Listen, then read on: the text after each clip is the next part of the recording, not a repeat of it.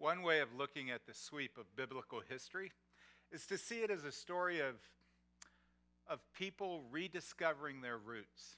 Take, for example, the story of Adam and Eve.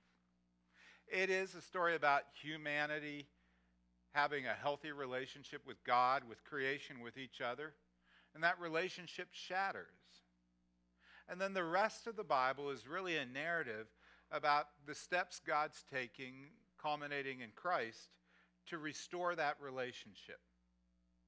In other words, we're on a journey. We're on a journey to rediscover our relationship with God. Similarly, one of the threads in the Bible is about the ancient people of Israel and how they understood neighbors and what it meant to be a neighbor, how they lost it, and the correction that Jesus tries to add to their life. In Moses' law, for example, it really speaks very clearly about neighbors. It says that anyone who's a member of the covenant community, that is, who's a member of Israel, is intended to be your neighbor. But it goes beyond that. It says strangers are your neighbors as well. In Leviticus, it says, love your neighbor as yourself, something Jesus quotes in the story of the Good Samaritan just before it begins. But it doesn't end there. In the law, it also extends that same sort of kindness to the foreigners living in their midst. Later in Leviticus, it says, when a foreigner lives in your land, you must not oppress him. You must regard the foreigner who lives with you as the native born among you. You are to love that foreigner as you love yourself. How you treated your neighbor was important in determining the righteousness of the people of Israel. When they were treating their neighbors poorly, it was a cause for national disgrace, and it invited God's judgment. The stories of the prophets record this in various places. God's judgment is about the fact that they were not being good neighbors to the others. Now, this tells us something very important. That even though God lays out a way of being relationship in Moses' law, the people aren't living by those standards. They've chosen judgment instead. And by the time we get to the era of Jesus, the people had developed a really narrow interpretation of what it means to be a neighbor. Actually, narrow is kind of an understatement. They'd basically thrown out the whole concept of being a neighbor. Take, for example, the Israelites who lived in the separatist community of Qumran. That's the group that created the Dead Sea Scrolls. They had a theology where everybody who was outside of their community was considered to be spiritually dark. They were to be shunned to avoid spiritual contamination. They literally called anyone who did not live in their community children of darkness. Imagine if our Sunday morning greeters, every time a visitor showed up, shook their hand and said, "Welcome, child of darkness, we're glad you're here." Somehow, I don't think that's a great way to build relationship. The Pharisees, another group of ancient Israel that Jesus spent a lot of time talking about, they too worried about spiritual contamination, and they separated themselves from anyone whom they considered to be a non-observant Jew. And there was one particular group of post-observant Jews that the Pharisees particularly despised. We've talked about them before. They're called the Samaritans. They date back to 722 BC when the hated Assyrians exiled the 10 northern tribes of Israel off to a distant land. They exiled most everyone. They left the poor people behind since they didn't have any riches they could rob from them. And those poor people began to intermarry with the Elamites and with some Assyrians who were still left there. As a result, they became a different sort of people later referred to as the Samaritans. And they were stigmatized by Israel and the outcasts, really. For example, when Nehemiah and Ezra were trying to cleanse Jerusalem and rebuild it and the temple, a group of Samaritans showed up. They wanted to lend a hand. They wanted to help reestablish the worship of Moses. Ezra called them enemies. They were rejected. The hostility between the Jews and the Samaritans, it was legendary. The Samaritans built their own temple on the slopes of Mount Gerizim. They developed their own set of scriptures based on Moses's, but with some differences. The Samaritans showed hatred and hostility to Jews traveling from Jerusalem, so much so that when Jews had to go that way, they often crossed over the Jordan River to the east side so they could avoid the Samaritan lands. On the other hand, the Jewish people were no better. They publicly cursed the Samaritans. They made it a part of their worship services. They refused to accept Samaritans as witnesses in court cases because you could never trust one of them. Even James and John, even the disciples of Jesus, known as the sons of thunder, they asked Jesus to destroy a Samaritan village with fire. It's recorded right there in Luke chapter 9. Jesus, of course, rebukes them and rejects the idea. These two groups of people, that's what I'm getting at here, they didn't know how to live as neighbors. And it's right into this setting that Jesus encounters a so-called religious expert in the law. In all likelihood, he was a Pharisee. They had a back and forth, and the expert asked Jesus some questions, and Jesus quotes that piece from Leviticus I mentioned earlier.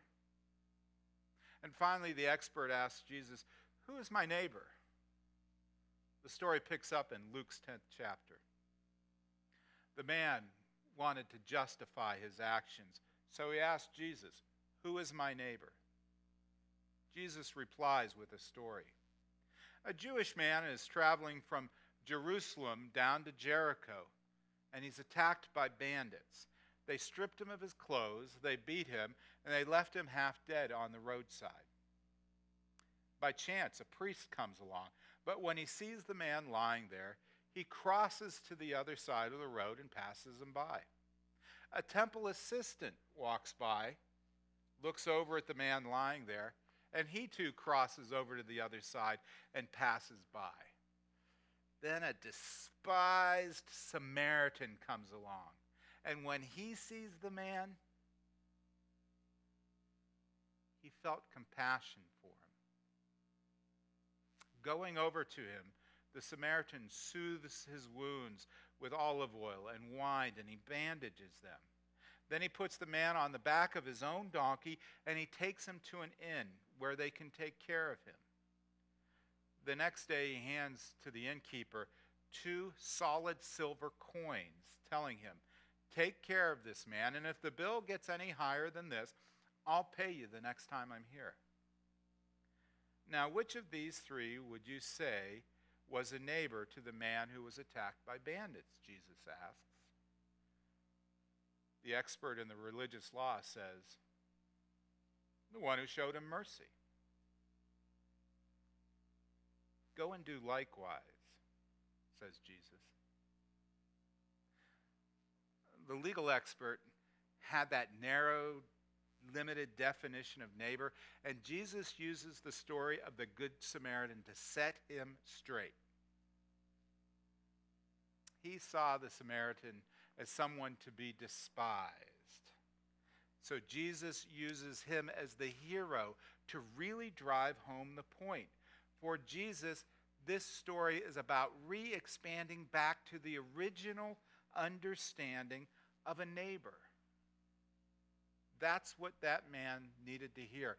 That's what his culture needed to hear. And that's what our culture needs to hear too. Like the people of ancient Israel, we need to rediscover how to be good neighbors. If you're one of the ones who likes to take notes, this is the first point in the bulletin. Here, let me repeat it for you. Like the people of ancient Israel, we need to rediscover how to be good neighbors. Let's face it. Most of us aren't ready to climb into the ball pit and build a relationship with somebody we don't know. We just don't know how to do the neighbor thing anymore. A few years ago, the good people at the Pew Research Center took a poll, and they asked a rather straightforward question. Do you know the name of your neighbors? 29% of the respondents could name only one neighbor. 28% couldn't name any. So we have a problem. We have a neighborhood problem. We don't know the people around us. We don't build relationships. Instead, we built a culture with big yards and big fences, and we have home gyms and home theaters so that we never have to go out. Physically and metaphorically, we've built a society where we can put distance between ourselves and those around us, and that's where the danger comes in. Once you distance yourself from people, it gets a whole lot easier to objectify them and judge them. And that's our root problem. We're so quick to judge anymore in this culture. It's like the story of the couple who moves into a new neighborhood. And the next morning while they're eating breakfast, the wife looks across the way and sees that the neighbor gentleman is hanging out the wash. Well, that laundry's not very clean, she says. He doesn't know how to wash laundry correctly. Maybe he needs a better detergent. Her husband just looks at her, but he doesn't say anything. Every time the neighbor goes out and hangs his laundry, the woman just looks across at him, and she makes the same sort of comments. This goes on for about a month, until one day they're sitting and having breakfast, and the woman is surprised at how nice and clean the laundry looks out on the line. And she says to her husband, "Look, he's finally learned how to do his wash correctly. I wonder who taught him." The husband just says, "I got up early this morning and cleaned our windows." And so it is with life. Distance leads to a lack of relationship, which leads to an ease with judging others. But this is not the model that Jesus taught in the story of the Good Samaritan. For Jesus, the feeling we need to have toward others is not judgment, it's compassion. Unfortunately, when people read or hear the Good Samaritan, they often overlook this point. They think about the climax of the story as being the acts of mercy, the bandaging, the trip to the inn, the caregiving. For the Hebrew people, that wasn't the heart of the story. In Hebrew literature, the climax of the story is always found in the middle, not at the end. There's a good example of this in the story of the prodigal son. The emotional high point is when the father runs out and hugs his son. But that's not the end of the story. The son begs to become a servant. The father says, "No way, we're going to throw a party for you." And then the older brother shows up, and he's petty and he's jealous. The high point, the climax, is in the middle of the story. And that's a different thing from our Western tradition. We've developed stories that have a linear progression. We think the conclusion is at the end, and that's the most important point. But for the Hebrew people, it didn't work like this. So we see those acts of mercy at the end of the story, and we probably miss the intent of the storyteller. This is particularly true when Jesus tells the story of the Good Samaritan. The climax of the story happens in the middle, when the Samaritan feels compassion. It says in verse 33, "Then a despised Samaritan came along, and when he saw the man, he felt compassion for him." This is the heart of the story for Jesus.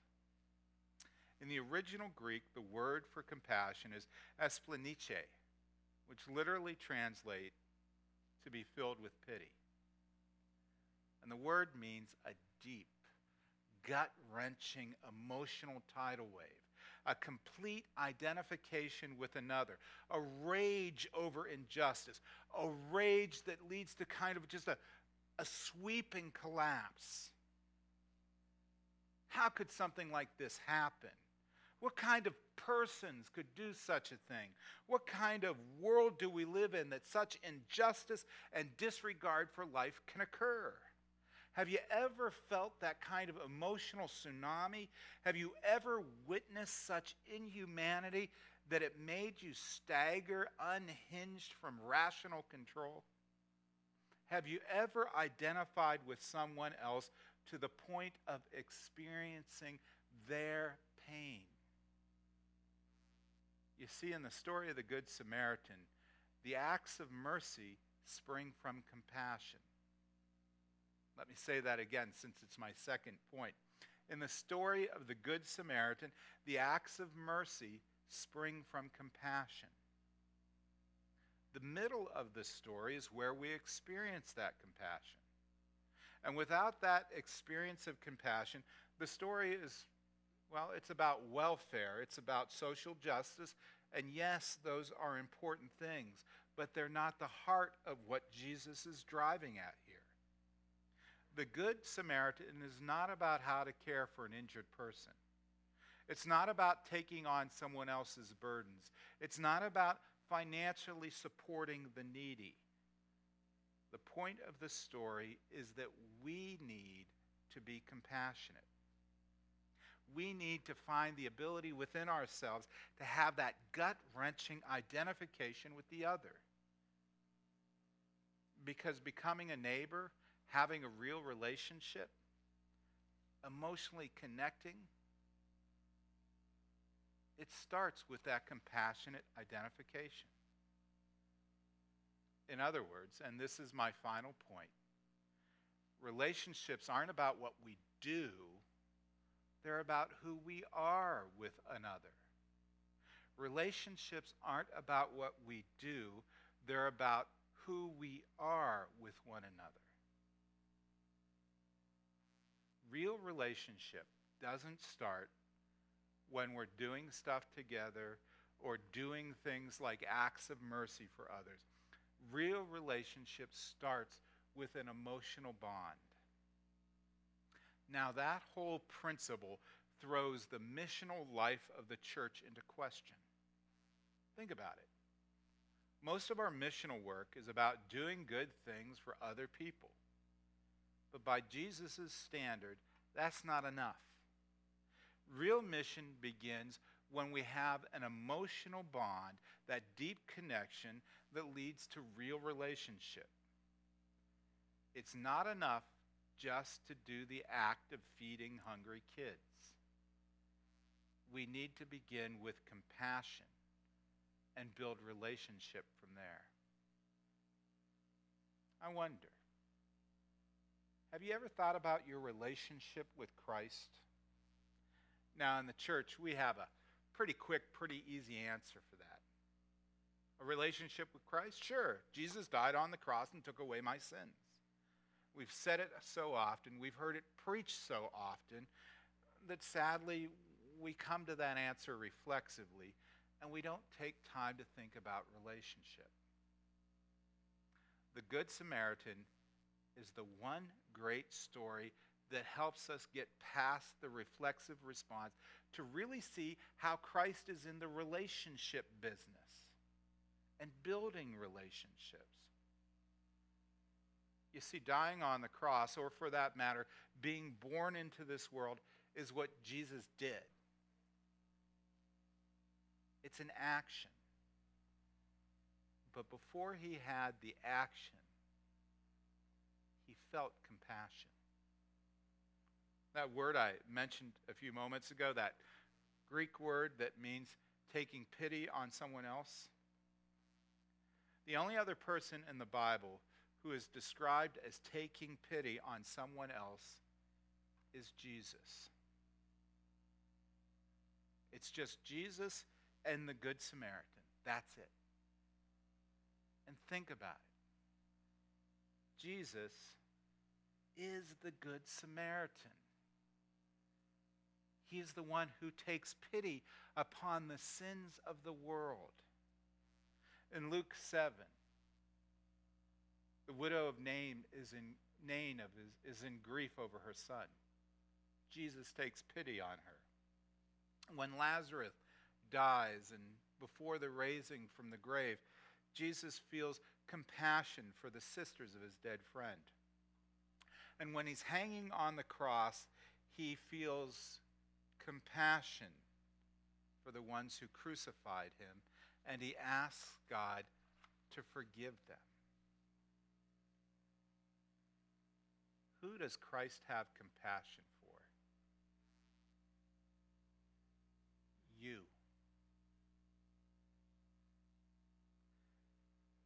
That's why you have a relationship with Christ. Now just imagine the relationships you can have when, like Christ, you start with compassion, with a real emotional connection. When that day comes, you probably won't need a ball pit to find your neighbor. Amen.